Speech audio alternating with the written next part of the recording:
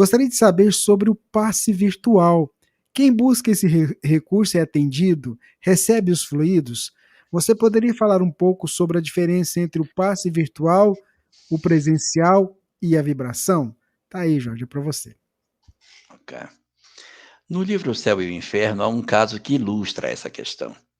Não vou lembrar aqui o nome do personagem, mas é um caso em que o espírito foi sepultado e ele aparece na reunião mediúnica e ele se diz preso no corpo, não consegue sair, ele está muito angustiado.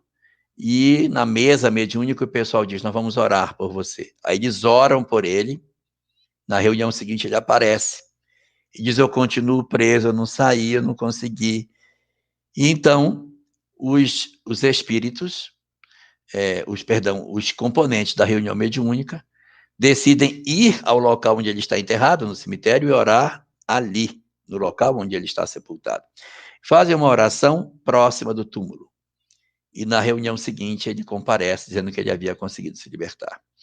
Então, existe sim uma influência da distância. Isso é um fato.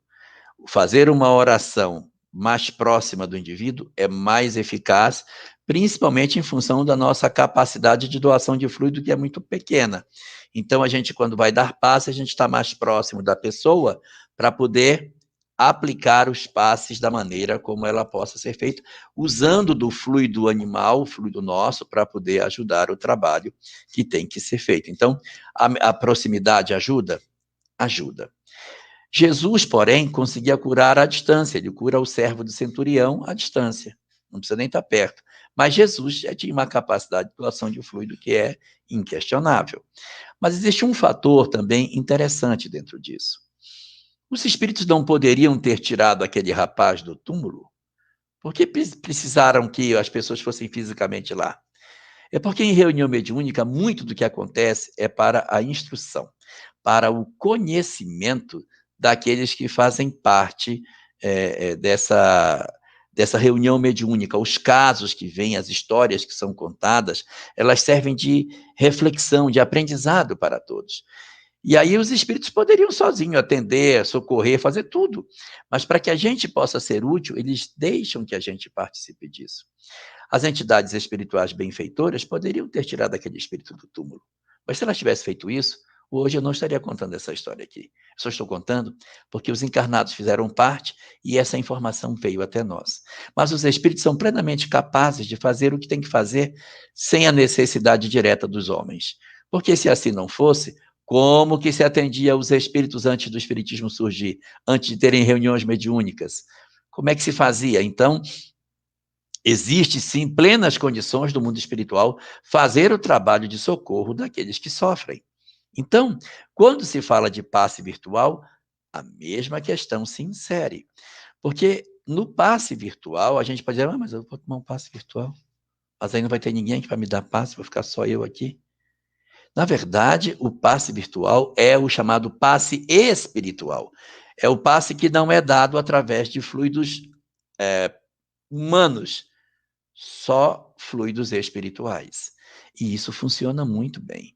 Ah, mas se funciona, por que tem o passe? Para que a gente possa ajudar, para que o homem se sinta comprometido. Mas os espíritos são plenamente capazes de manipular os fluidos e levar para quem eles precisam. Só que nós precisamos ter um comprometimento com o bem. Faz bem fazer bem. Então, eles chamam o homem para colaborar nessa tarefa, para que ele tenha méritos naquilo que está fazendo. Nesse cenário de pandemia que estamos vivendo, aonde as casas espíritas estão com as suas atividades suspensas e que as pessoas precisam tomar o passe, o que fazer?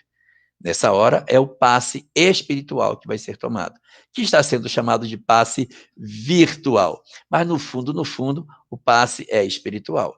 E aí há uma coisa bem curiosa.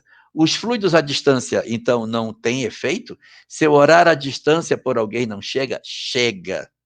Claro que chega. Existe sim isso, mas quando a gente ora aqui, intercede por alguém, as nossas energias mobilizam o mundo espiritual. E aí as nossas energias, se elas não têm força para chegar com intensidade no destino, os espíritos nos secundam nessa atividade, eles nos substituem nessa tarefa. Então, quando eu oro pedindo que Deus abençoe alguém que está longe de mim, os espíritos recolhem esse desejo e atuam fazendo o que tem que ser feito. Às vezes com um pouco da energia que nós estamos despendendo, mas eles, independente da nossa capacidade de doação de fluido, se nós mandamos um pensamento de amor, isso é suficiente para que um socorro se estabeleça.